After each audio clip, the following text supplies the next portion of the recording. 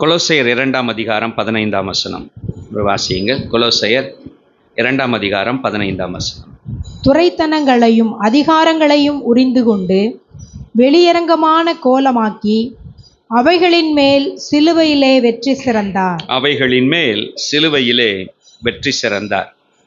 சிலுவை இன்றைக்கு உலகம் வித்தியாசமாய் பார்க்கிறது. வித்தியாசமான நிலைமைகளிலே சிலுவையை பார்க்கிறது. எனக்கு அன்பான தேவனுடைய பிள்ளைகளே, சிலுவை என்று சொல்லுவது அது இந்த கொலோசையர் சிலுவை என்பது இந்த கொலோசையர் 2ஆம் அதிகாரம் 15ஆம் வசனத்தின் அடிப்படையில் அது ஒரு வெற்றியின் சின்னம். அல்லேலூயா. அது ஒரு வெற்றியின் சின்னம். இந்த பாதை வெற்றிக்குத்தான் நடத்துகிறது. இதன் துவக்கம் ஒருவேளை வித்தியாசமா தெரியும், கடினமாயிருக்கும், ஏளனமாயிருக்கும், பாரமானதாயிருக்கும், தோல்வி போல தெரியும். கர்த்தருக்கு ஸ்தோத்திரம். ஆனால் அதனுடைய முடிவோ, அதனுடைய விளைவோ அது வெற்றிக்கும் மகிழ்ச்சிக்கும் நேரே நடத்தி செல்கிறதாய் இருக்கும் என்பதை இந்த சிலுவை நமக்கு கொடுக்கிற செய்தியில் முக்கியமானது. பிரியமானவர்கள், இந்த நாளில் உங்களோடு கூட இந்த சிலுவையின் இந்த வெற்றி என்பதில் உள்ள படிநிலைகளை நான் உங்களோடு பேச விரும்புகிறேன். முதலாவதாக சிலுவை மரணம், இயேசு கிறிஸ்துவின் இந்த சிலுவை மரணம் என்பதை உங்களோடு பேசும்படியாய் பிலிப்பிய நிருபம் 2ஆம் அதிகாரம் 5ஆம் வசனத்திலிருந்து 8ஆம் வசனம் வரைக்கும் உள்ள வசனங்களை நாம் வாசிக்க கேட்கலாம். பிலிப்பியர் 2ஆம் அதிகாரம் 5 முதல் 8 வரை. கிறிஸ்து இயேசுவிலிருந்த சிந்தையே உங்களிலும் இருக்க கடவது. அவர் தேவனுடைய ரூபமாயிருந்தும் தேவனுக்கு சமமாயிருப்பதை கொள்ளையாடின பொருளாக எண்ணாமல் தம்மைத்தாமே வெறுமையாக்கி அடிமையின் ரூபம் எடுத்து மனுஷ சாயலானார். அவர் மனுஷ ரூபமாய் காணப்பட்டு மரண பரியந்தம் அதாவது சிலுவையின் மரண பரியந்தம் கீழ்ப்படிந்தவராகி தம்மைத்தாமே தாழ்த்தினார். சிலுவையின் மரண பரியந்தம் கீழ்ப்படிந்தவராகி தம்மைத்தாமே தாழ்த்தினார். சிலுவை மரணம், the death of cross. அன்பானவர்களே, சிலுவை மரணம் என்று சொல்லுகிற இந்த மரணம் பல வேதனைகளை உள்ளடக்கியது, பல பாடுகளை உள்ளடக்கியது, பல தேவ திட்டங்களை உள்ளடக்கியது. இந்த சிலுவை மரணம் என்று சொல்லுவது இது பிதாவின் சிந்தையில் இருந்த திட்டம். இது பிதாவின் சிந்தையில் இருந்த திட்டம். இது திரியேக தேவனுடைய திட்டம். இந்த திட்டத்திற்கு இயேசு கிறிஸ்து மனுஷனாய் இருந்தபோது அவர் கீழ்ப்படிந்தார். நல்லா விளங்கிக்கோங்க. நான் அந்த வார்த்தை சொல்லுவதற்கு மிக காரியம் உண்டு. அவரே தெய்வத்துவத்தில் ஒருவராய் இருக்கிற நேரத்தில் அவர் என்ன செய்கிறார்? அந்த ரட்சிப்பின் திட்டத்தை அவர் திட்டமிடுகிறார். அவர்கள் திரியேக தேவன் திட்டமிடுகிறார்கள். ஆனால் இந்த பூமியில் அந்த திட்டத்தின்படி அதை செயலாக்கும் போது, இந்த பூமியில் இயேசு மனுஷனாயிருந்து மனுஷீகத்தில் இருக்கும் போது அந்த திட்டத்தை, பிதாவின் திட்டத்தை ஏற்றுக்கொண்டு அவர் கீழ்ப்படிந்ததினால் அந்த மரணத்தை ஏற்றுக்கொண்டார். அல்லேலூயா. அப்படியானால் நான் சொல்ல விரும்புகிற காரியம் இதுதான். இந்த திட்டம் பிதாவின் திட்டம். it is father's will, but the choice is Jesus. பிதாவின் திட்டம், ஆனால் அதை தெரிந்தெடுத்து கீழ்ப்படிவது என்கிற அந்த தெரிந்தெடுத்தல் இயேசு கிறிஸ்துவினுடையது. கர்த்தருக்கு ஸ்தோத்திரம் உண்டாகட்டும். இந்த ரெண்டும் ரொம்ப முக்கியம். நான் சொல்லுகிற காரியம் உங்களுக்கு புரியணும்னு சொன்னா நீங்க நேரா மோரியா மலை என்கிற இடத்திற்கு போ என்று ஆபிரகாமை ஆண்டவர் வழி நடத்தினார் பார்த்தீங்களா? அங்க வந்தீங்கன்னா நீங்க அழகா புரியும் அந்த இடம். இது எப்படி பிதாவின் திட்டம், குமாரனுடைய சாய்ஸ் என்று நாம் விளங்கிக் கொள்வதற்கு அது நல்ல உதவியா இருக்கும். ஆபிரகாம் அவருடைய மைண்ட்ல இருக்கு திட்டம் என்னன்னா, தான் அழைத்து கொண்டு போகிற தன் குமாரனாகிய ஈசாக்கை பலியிட வேண்டும். மோரியா மலையிலே கர்த்தர் காண்பித்த இடத்தில் பலியிட வேண்டும். திட்டம் ஆபிரகாமின் சிந்தையில் இருக்கிறது. இப்பொழுது அவர்கள் செயல்முறைப்படுத்தும்படியாய் வருகிற போது வேலைக்காரனை நிறுத்திவிட்டு மோரியா மலையை நெருங்கும் போது தகப்பன் மகனிடத்தில் சொல்லுகிறார், பலி எங்கே, பலி மிருகம் எங்கே என்று சொல்லும் போது வசனம் சில நேரங்களில் சில இடத்துல சைலண்ட் ஆயிரும். ஆவியானவர் என்ன செய்கிறார், சில விஷயத்தை வேதாகமத்தில் வெளிப்படுத்த மாட்டார்.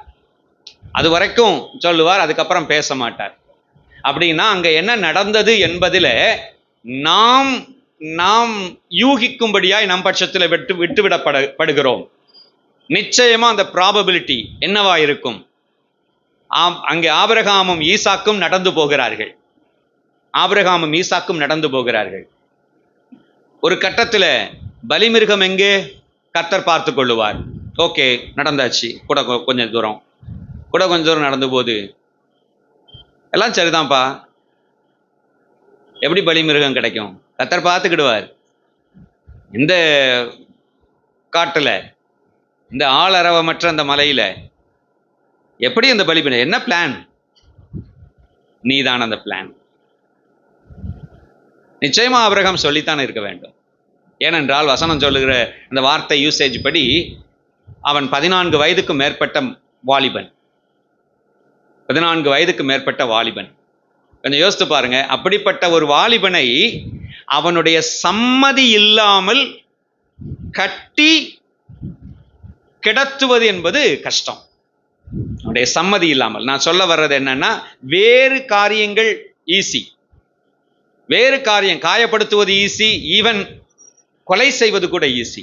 ஆனால் அவனை எந்த காயமும் படாமல், ஏன்னா பலி செலுத்தணும்னா அந்த பலி செலுத்தப்படுகிறவரிடத்துல ஒரு சின்ன கீறல் கூட இருக்கக்கூடாது. உங்களுக்கு நல்லா புரியும் நினைக்கிறேன் நிறைய விஷயம். பலி செலுத்தணும்னா அந்த ஆடு அது அப்பழுக்கற்றதா இருக்க வேண்டும்.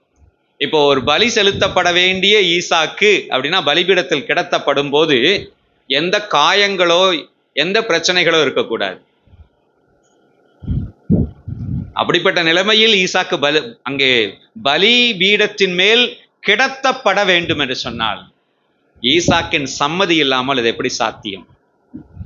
ஈசாக்கு அதை அங்கீகரிக்காமல் அல்லது மனம் வந்து அந்த சாய்ஸை இவர் தெரிந்தெடுக்காமல், சரி தகப்பனே, ஆண்டவர் உங்களுக்கு சொன்னபடியே ஆகட்டும், நான் என்னை ஒப்புக் கொடுக்கிறேன் என்று ஒப்புக்கொடாமல் எப்படி அங்கே நடக்கும்?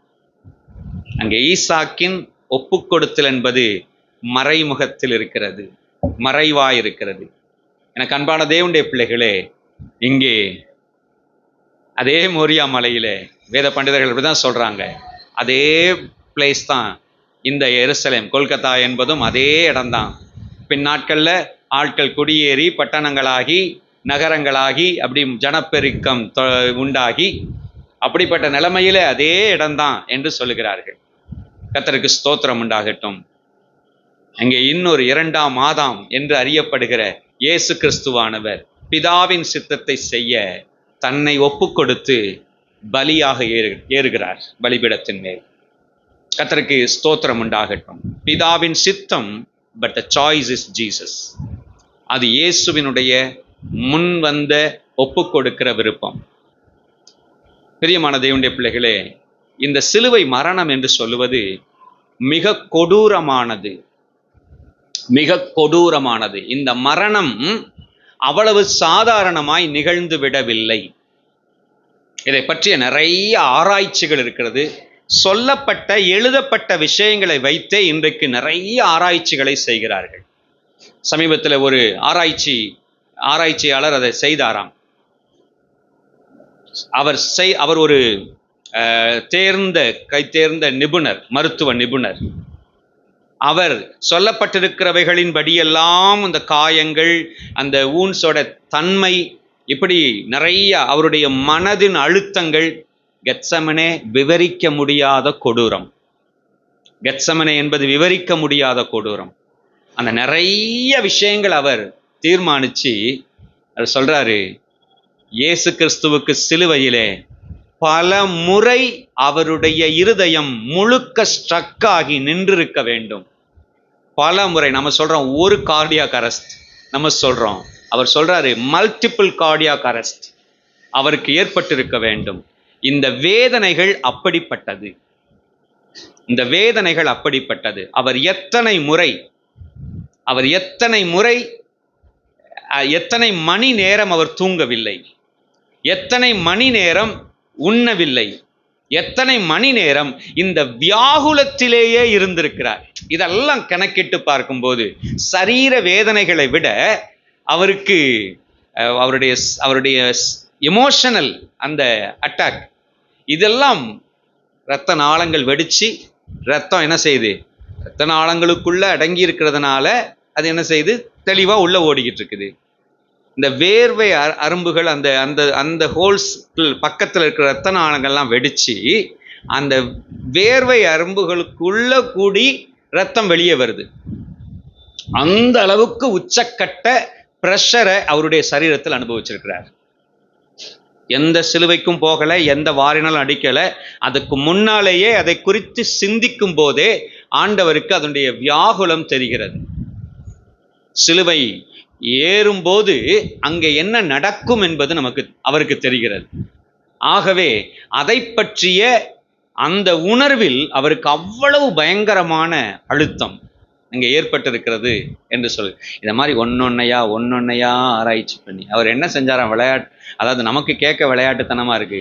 அவர் லிட்ரலா என்ன செய்தாராம், சில முன் வருகிற வாலண்டியர்ஸ் சிலரை கூப்பிட்டு சிலுவையில பெல்ட் வச்சு, ஆணியில் அடிக்காம பெல்ட் வச்சு கட்டி, கையில காலில எல்லாம் பெல்ட் வச்சு கட்டி சிலுவையில ஏற்றிட்டாராம், நிமித்தி வச்சுட்டாராம். 6-7 நிமிஷம் 8 நிமிஷத்திலேயே இருந்தவங்கலாம் கதற ஆரம்பிச்சிட்டாங்களாம்,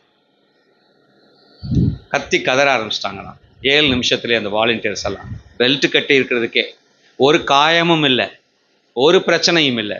அது அவ்வளவு கடினம். கொஞ்ச நேரம் கழிச்சு மூச்சு எடுக்க ஆரம்பிப்பதற்கு அந்த பொசிஷன் அப்படி. ஆனால் இயேசுவோ சிலுவையில 6 மணி நேரம், அதிலும் நேரம் ஆக ஆக இந்த ஆணி அப்படின்னும் போது இழுத்து கொண்டே வரும்.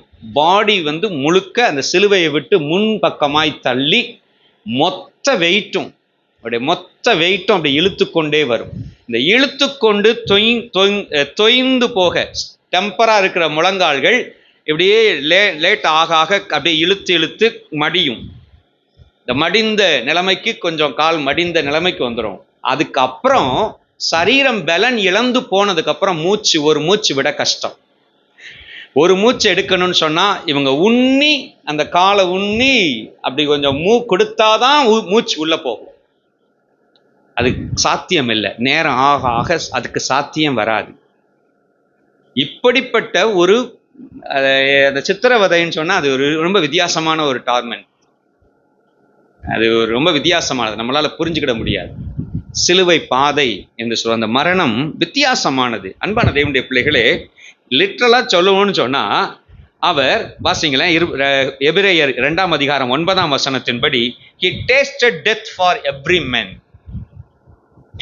ஒவ்வொரு மனுஷனுக்காகவும் அவர், வாசிங்க அந்த வசனம். என்றாலும் தேவனுடைய கிருபையினால் ஒவ்வொருவருக்காகவும் மரணத்தை ருசி பார்க்கும்படிக்கு போதும். ஒவ்வொருவருக்காகவும் மரணத்தை ருசி பார்க்கும்படிக்கு அவர் எனக்கு பதிலாக அவர் மரணத்தை ருசி பார்த்தார். உங்கள் ஒவ்வொருவருக்கும் பதிலாக மரணத்தை ருசி பார்த்தார். அந்த மரணம் என்பது என்ன? அந்த மரணம் என்பதை எதை குறிக்கிறது? ஆக்சுவலா இயேசுவின் அந்த சிலுவை மரணம் என்று சொல்லுவது, மரணத்தை ருசித்தார், மரணத்தை ருசி பார்த்தார் ஒவ்வொருவருக்காக. அந்த ஒவ்வொருவருக்காக என் பேர் இருக்கு, எனக்கு பதிலாக மரணத்தை ருசி பார்த்தார். என்ன அர்த்தம் அந்த மரணம்? இந்த மரணம் பிதாவை விட்டு பிரிக்கப்படுகிற மரணம். இந்த மரணம் பிதாவை விட்டு பிரிக்கப்படுகிற மரணம்.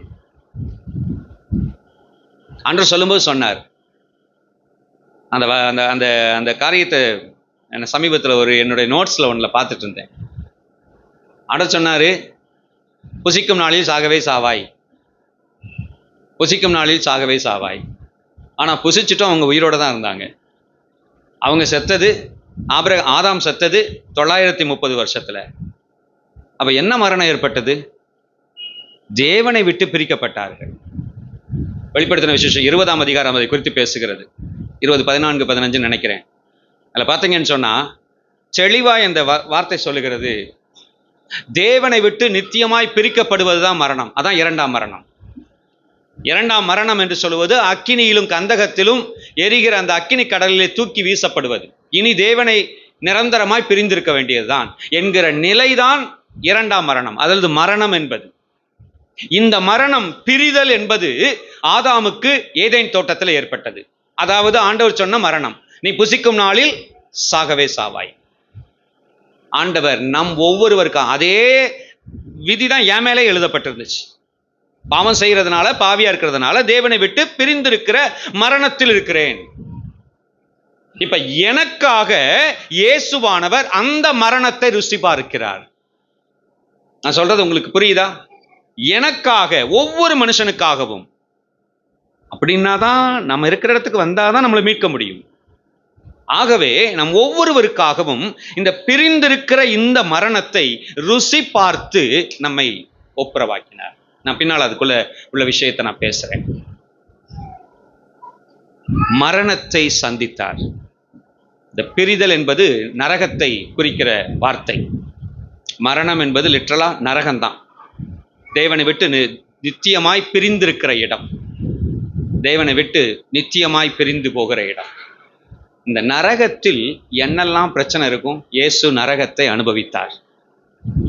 அப்படின்னா கவனமா கேட்டுக்கங்க, இயேசு நரகத்துக்கு போனார் இல்லை, இயேசு நரகத்துக்கு போனார் என்பதை நான் நம்புறதில்லை. ஆனால் இயேசு நரகத்தை அனுபவித்தார்,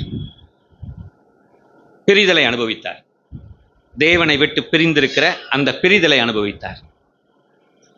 அதனாலதான் நரகத்தினுடைய ஆக்கினையின் அத்தனையையும் இயேசு அனுபவித்தார். நரகம்னா என்ன? நரகம்னா என்ன? லூக்கா சுவிசேஷம் 16ஆம் அதிகாரம், மத்தேயு சுவிசேஷம் 25ஆம் அதிகாரம் 30ஆம் வசனம் வாசிங்களேன். மத்தேயு சுவிசேஷம் 25ஆம் அதிகாரம் 30ஆம் வசனம்.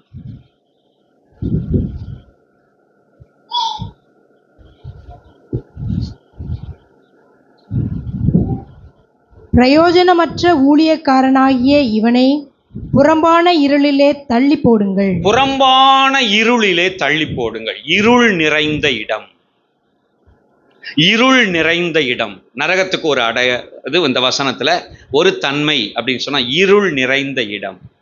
இயேசு சிலுவையில் இருந்த போது 3 மணி நேரம் பூமியை காரிருள் மூடினது.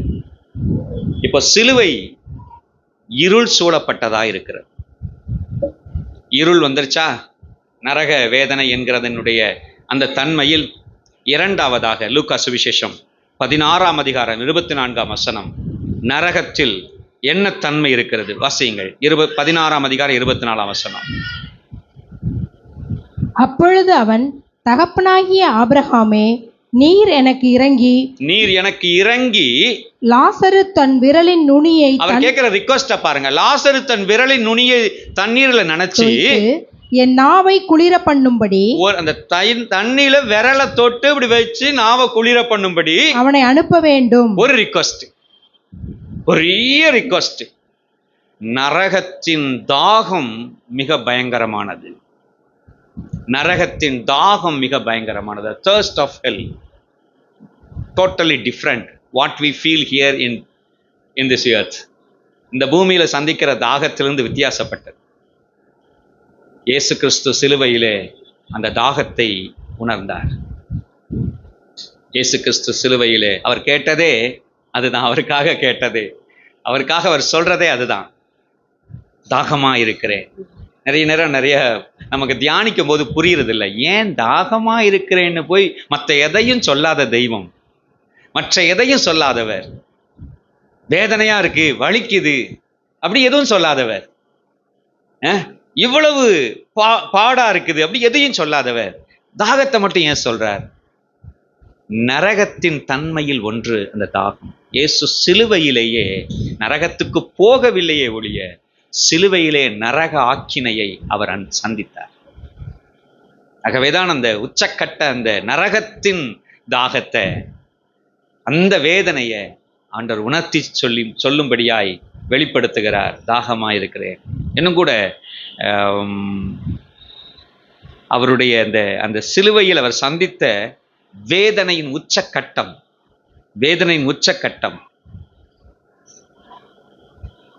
பிதாவின் முகம் பிரிக்கப்பட்ட ஒரு அனுபவத்தை அவர் அங்கே சந்திக்கிறார் என்பதை பார்க்கிறோம்.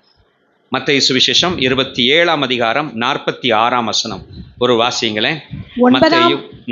9 மணி நேரத்தில் இயேசு ஏலி ஏலி லாமா சபக்தானி என்று மிகுந்த சத்தமிட்டு கூப்பிட்டார். அதற்கு என் தேவனே என் தேவனே ஏன் என்னை கைவிட்டீர் என்று அர்த்தமாம். என் தேவனே என் தேவனே ஏன் என்னை கைவிட்டீர் என்று அர்த்தமாம். இந்த நரகத்தை குறித்து சொல்லப்பட்டிருக்கிறது 20 வெளிப்படுத்தின விசேஷத்திலே, மேலும் அவர்களை மோசம் போக்கின பிசாசானவன் மிருகமும் கள்ளதீர்க்கதரிசியும் இருக்கிற இடமாகிய அக்கினியும் கந்தகமுமான கடலிலே தள்ளப்பட்டான். அவர்கள் இரவும் பகலும் சதா காலங்களிலும் வாதிக்கப்படுவார்கள். அந்த வாதனை என்பது நரகத்தின் இன்னொரு தன்மை. Another feature of the hell is the agony. அந்த மனதின் வாதனை மிகுந்த அந்த இடம்.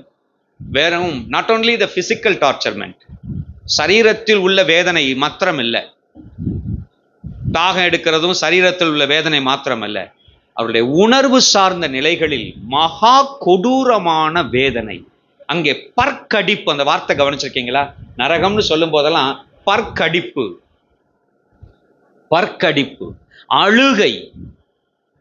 அழுகை, பற்கடிப்பு. அதுதான் அங்கே இன்னும் சொல்லும் போது அங்கே அவர்களுடைய பூச்சி புழு அந்த வார்த்தையெல்லாம் இருக்கும். இமோஷனல் அந்த டார்ச்சர்மெண்ட், இந்த உணர்வு ரீதியான அந்த நல்ல வார்த்தை அதுதான். அந்த மன வியாகுலம், மன வியாகுலம் அது இயேசுவுக்கு கெத்சமனையிலேயே தொடங்கினது.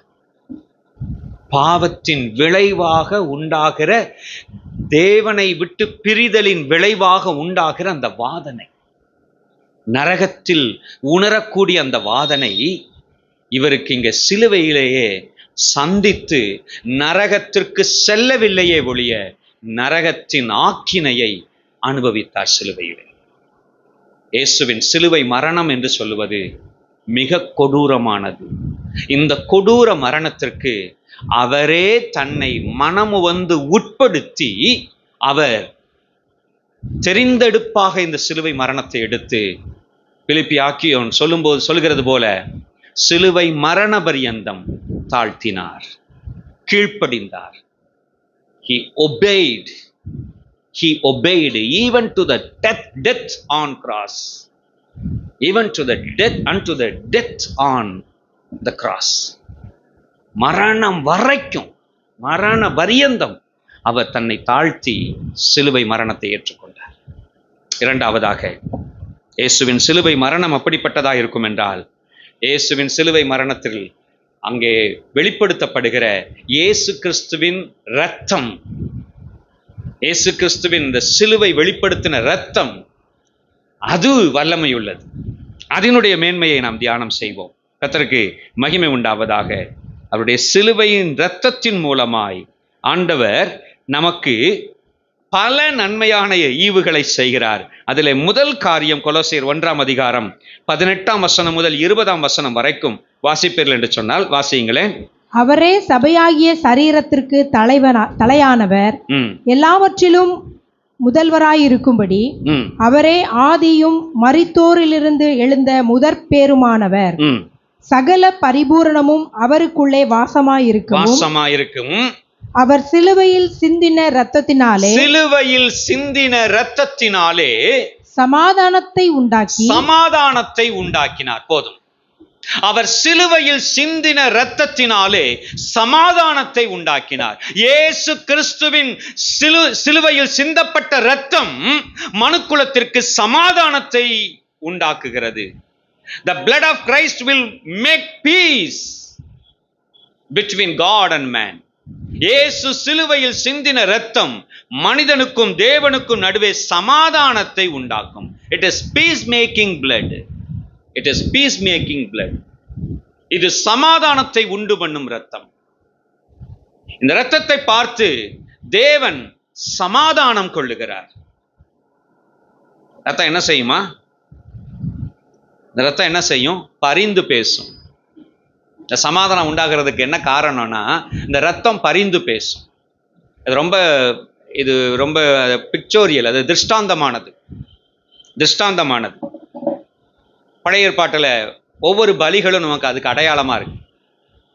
இந்த பலிகளும் அடையாளமா இருக்கு. இந்த இன்னசென்ஸ், அறியாமைன்னு ஒன்று இருக்கு பார்த்தீங்களா? இது ரொம்ப அழகானது, ரொம்ப ரசிக்கத்தக்கது. ஆனால் மொத்தத்தில் சில நேரம் அறியாமையை குற்றமாக சொல்லுவாங்க. ஆனால் சர்டைன் லிமிட் வரைக்கும் அறியாமை ரொம்ப அருமையானது. நீங்கள் குழந்தைகள்கிட்ட உள்ள அறியாமையை கவனித்து பாருங்க. குழந்தைகள்கிட்ட இருக்க அறியாமை, it will be very nice to watch, very pleasant.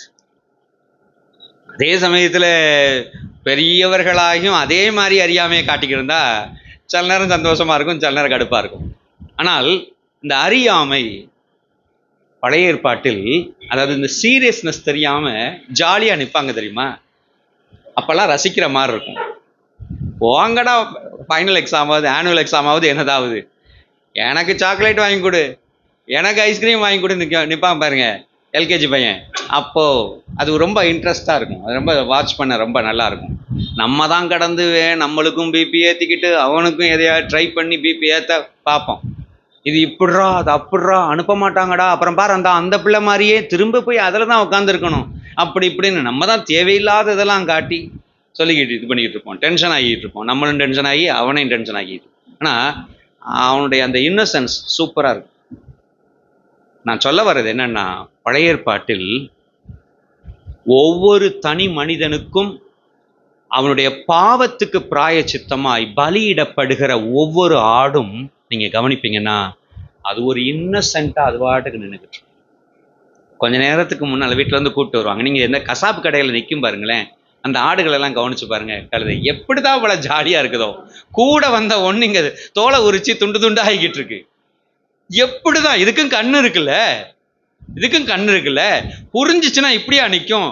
4 தவ்வி அத்துட்டு ஓடாது, காப்பாற்ற வேணாம், தன்னை காப்பாத்திக்கிட வேண்டாம். இது புரியாதான் அந்த கழுதைக்கு? அப்படி யோசிக்கிற மாதிரி இருக்கும். கவனிச்சிருக்கீங்களா?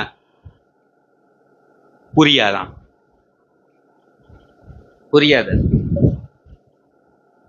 The lamb will be very innocent, just standing looking somewhere else. அப்படியே அடிக்கையா பார்த்துட்டு, அடுத்து நீ தான் ஒன்ன அங்க முடிச்சுதான் பலியாக்க போறாங்க.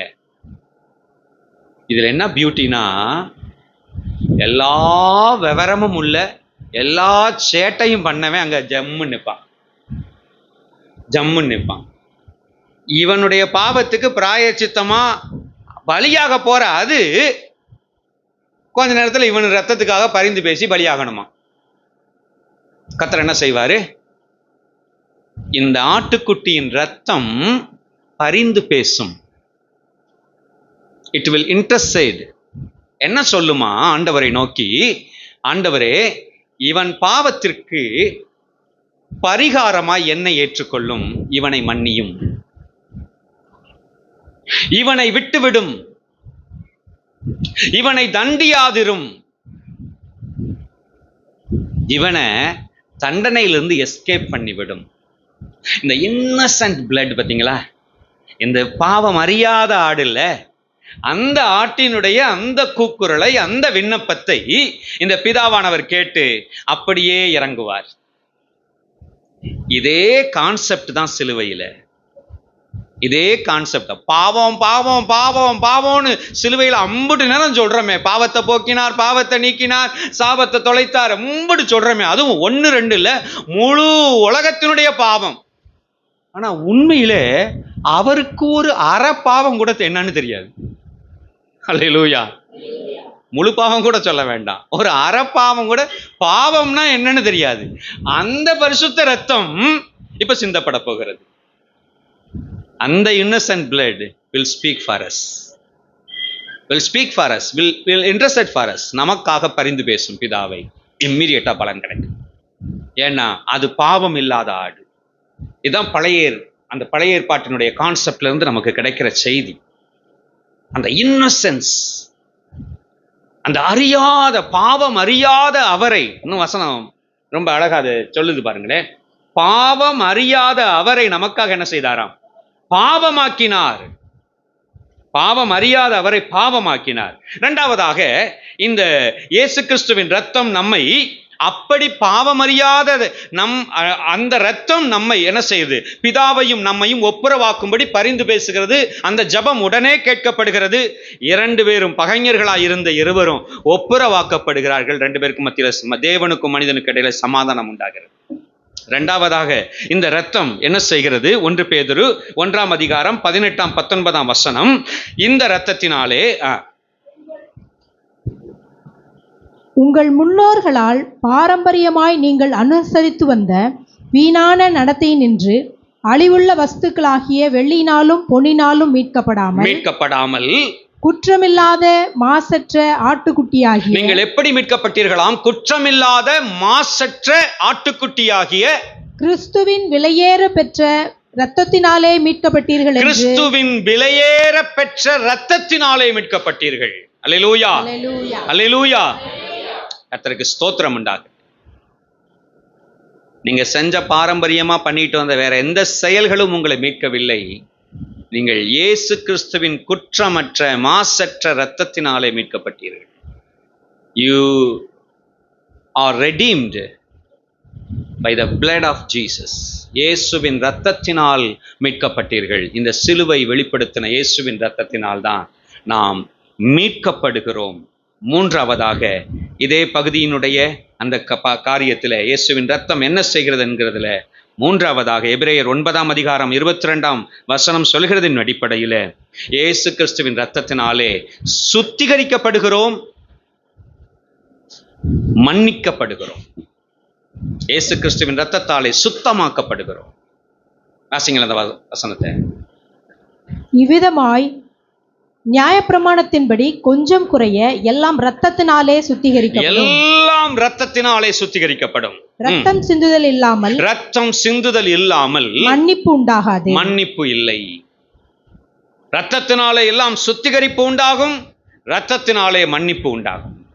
இயேசு கிறிஸ்துவின் இரத்தத்தினாலே நமக்குள் ஒரு சுத்திகரிப்பு உண்டானது, நமக்கு பாவ மன்னிப்பு ஏற்பட்டது. ஆகவே சிலுவை வெளிப்படுத்தின இயேசு கிறிஸ்துவின் இரத்தம் மிக விசேஷமானது. மூன்றாவதாக தியானித்து முடிப்போம். கர்த்தருக்கு ஸ்தோத்திரம். சிலுவையின் வல்லமை, the power of cross. சிலுவையின் வல்லமை மிக முக்கியமானது. சிலுவை வெளிப்படுத்துகிற அந்த வல்லமை என்று சொல்லுவது, முதலாவதாக வாசிங்களே, எபேசியர் 2ஆம் அதிகாரம் 13ஆம் வசனம் தொடங்கி வாசிப்பீங்கன்னா, இயேசு கிறிஸ்துவின் இந்த சிலுவையின் வல்லமை என்பதை குறித்து சொல்லப்பட்டிருக்கிறது.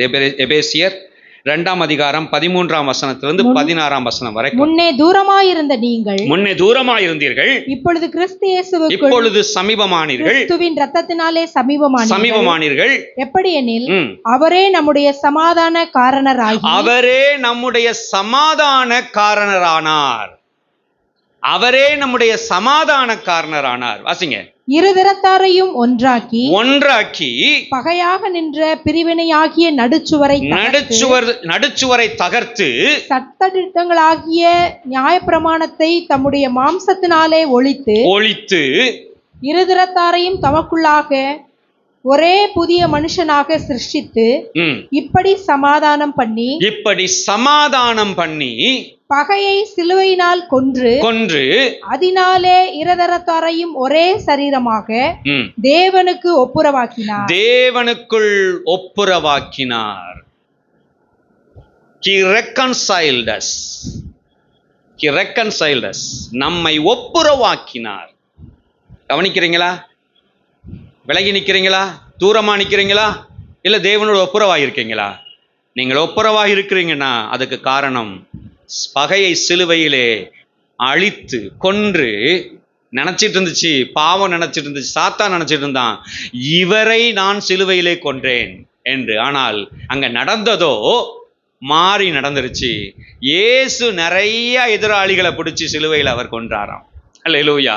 அங்கே பகை கொள்ளப்பட்டது, சாத்தானுடைய சாபங்கள் கொள்ளப்பட்டது, அழிக்கப்பட்டது. இப்பொழுது மறுமலர்ச்சியான ஒரு நம்பிக்கை பிறந்திருக்குது. இப்போ ஒன்றாகி விடலாம், ஒப்புரவாகி விடலாம். பிரிந்திருக்கிற மனுக்குலமும் தேவனும் ஒன்றாக்கப்பட்டிருக்கலாம், ஒப்புரவாக்கப்பட்டிருக்கலாம். பரலோகமும் பூலோகமும் இணைக்கப்பட்டிருக்க முடியும் என்கிற வாசலை கர்த்தர் சிலுவையினாலே திறந்தார். அல்லேலூயா. கர்த்தருக்கு ஸ்தோத்திரம். the power of cross very first நீங்க அறியணும்னு சொன்னா ஒப்புரவாக்குதலின் வல்லமை. வேற யாராலையும் 2 கையையும் பிடிச்சி ஒப்புரவாக்கி விட முடியாது. வேற யாராலையும் சிலுவையில் ஏறினவராகிய இயேசுவை தவிர்த்து வேறு ஒருவராலும் அதை செய்துவிட முடியாது. ஏன்னா இவருக்குள்ள பார்த்தீங்கன்னா 2 தன்மையும் இருக்கும். 2 பேருக்கும் தெரிஞ்சவராயிருப்பார், 2 சைடும் உள்ளவராயிருப்பார். 100% மனுஷன், 100% அதே சமயத்தில் தேவன். ஆகவே இவர் ஒருவரால் மாத்திரம்தான் ஒப்புரவாக்குதலின் வேலையை செய்துவிட முடியும். அல்லேலூயா, ஸ்தோத்திரம். அதான் சிலுவையினுடைய வல்லமை, ஒப்புரவாக்கும் வல்லமை. வாய்ப்பே இல்லாத மனுக்குலம், வாய்ப்பே இல்லாத தேவனை சேரும் சாக்கியம் இந்த தேவாசிற்கு கொடுக்கப்பட்டது. Power of cross, by the power of cross. சிலுவையின் அதிகாரம் வல்லமையினாலே அந்த கிருபை கொடுக்கப்பட்டது. வேற வழியே கிடையாது, வேற வழியே கிடையாது. 2வதாக கர்த்தருக்கு ஸ்தோத்திரம். 1 கொரிந்தியர் 1:18 சிலுவையை பற்றிய உபதேசம் கெட்டு போகிறவர்களுக்கு பைத்தியமாயிருக்கிறது, ரட்சிக்கப்படுகிற நமக்கோ அது தேவ பலனாயிருக்கிறது. கர்த்தருக்கு ஸ்தோத்திரம். மற்றவங்களுக்கு கெட்டு போகிறவர்களுக்கு பைத்தியமா இருக்குது, புரியாததா இருக்குது, யூஸ்லெஸ்ஸா தெரியுது. என்னையா சொல்றீங்க, ஒன்னும் விளங்க மாட்டேங்குது, அப்படி இருக்குது. ஆனால் கர்த்தருக்கு ஸ்தோத்திரம் உண்டாகட்டும். ரட்சிக்கப்படுகிற நமக்கு இன்னும் பரிசுத்தமாய் வாழ, இன்னும் பக்தியாய் வாழ, இன்னும் தேவனை நெருங்கி சேர உந்து சக்தியாயிருந்து பரிசுத்தத்துக்கான பலனை சப்ளை பண்ணுகிறதா இருக்கிறது. It leads us to be Holi.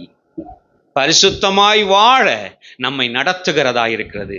சிலுவையை பற்றிய உபதேசம் உங்கள் வாழ்வில் வல்லமையாய் செயல்படட்டும். அப்படி செயல்படுவதின் மூலமாய் உண்டாகிற பரிசுத்தத்துக்கு ஏதுவான பலன் உங்களில் செயல்படுவதாக. அது அல்லாமல் சிலுவையின் வழியே கடந்து போகாமல் ஒரு மனுஷன் பரிசுத்தத்தை நினைச்சு கூட பார்க்க முடியாது. கண்களை மூடுவோம். Praise the lord. ஹல்லேலூயா. கர்த்தருக்கு ஸ்தோத்திரம் உண்டாகட்டும். ஆண்டவரே, அந்த கல்வாரி சிலுவையிலிருந்து என்னுடைய வாழ்க்கையில் ஆண்டவரே பலன் கொடுக்கப்படும்படியாய் நான் அந்த சிலுவையை நோக்கி பார்க்கிறேன். Praise the lord. ஹல்லேலூயா. அவர்கள் அவரை நோக்கி பார்த்து இந்த உயர்த்தப்பட்ட தேவகுமாரனை, ஓ பிரைஸ் தி லார்ட், ஸ்தோத்திரம், ஜீசஸ் நோக்கி பார்த்தபோது அங்கே பலன் உண்டானது போல இப்பொழுதும் நாங்கள் உம்முடைய பலத்தை எதிர்பார்த்தவர்களாய் நோக்கி பார்க்கிறோம். ஆண்டவரே, பரிசுத்தமாகுதல் என்கிற பலன் உண்டாகும்படியாய் நாங்கள் கல்வாரி சிலுவையை நோக்கி பார்க்கிறோம். ஆண்டவரே, தேங்க்யூ ஜீசஸ். நீர் சிலுவை மரணத்தை ஏற்றுக்கொண்டீர், என் சார்பில் நீர் அந்த வேதனைகளை பட்டீர். ஆண்டவரே, உம்முடைய பரிசுத்த சமூகத்திலிருந்து எனக்கு ஒத்தாசை வர நான் நோக்கி பார்த்து கொண்டிருக்கிறேன். உமது சமூகத்திலிருந்து எனக்கு ஒத்தாசை வர உம்மை எதிர்பார்த்து நிற்கிறேன். ஆண்டவரே, அந்த கல்வாரியின் பலனாகிய ஒப்புரவாக்குதலும் கல்வாரியின் பலனாகிய பரிசுத்த ஜீவியமும் என் வாழ்க்கையில் நடக்கட்டும். ஆண்டவரே, நான் ஒருவேளை என்னுடைய ரட்சிப்பில் பிதாவோடு ஒப்புரவாகிவிட்டேன், பரலோகத்தோடு நான் இணைக்கப்பட்டிருக்கிறேன் என்கிற உணர்வு எங்களுக்கு இருந்தாலும் இன்னும் அதன் சாயல் எங்களில் நாளுக்கு நாள் பலனடைய பரிசுத்தம் எங்களுக்குள் பெருக வேண்டும். ஆண்டவரே, பரிசுத்தத்துக்கான கிருபையை எங்களுக்குள் ஒவ்வொரு நாளும் பெருக பண்ணி தாரும். பரிசுத்தத்திலே வளர எங்களுக்கு உதவி செய்யும்.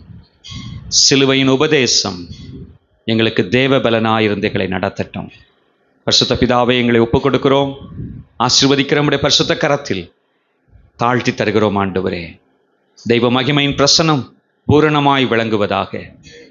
கல்வாரி சிலுவை வெளிப்படுத்தின அந்த நன்மைகளை ஆண்டவரே ஸ்தோத்திரம் நாங்கள் தியானித்து பார்க்கிறோம். அந்த சிலுவை மரணத்தின் அந்த அகோரத்தை, அந்த வேதனையை நாங்கள் சிந்தித்தோம். எங்களுக்காக எத்தனை பாடுகளை நீர் ஏற்றுக்கொண்டீர். சிலுவை வெளிப்படுத்தின இயேசு கிறிஸ்துவின் இரத்தத்தின் புண்ணியத்தை நாங்கள் பார்த்தோம். இரத்தத்தின் புண்ணியத்தினாலே சமாதானமாக்கப்பட்டோம். இரத்தத்தின் புண்ணியத்தினாலே மீட்கப்பட்டோம். இரத்தத்தின் புண்ணியத்தினாலே சுத்திகரிக்கப்பட்டு மன்னிப்பு பெற்றோம் ஆண்டவரே.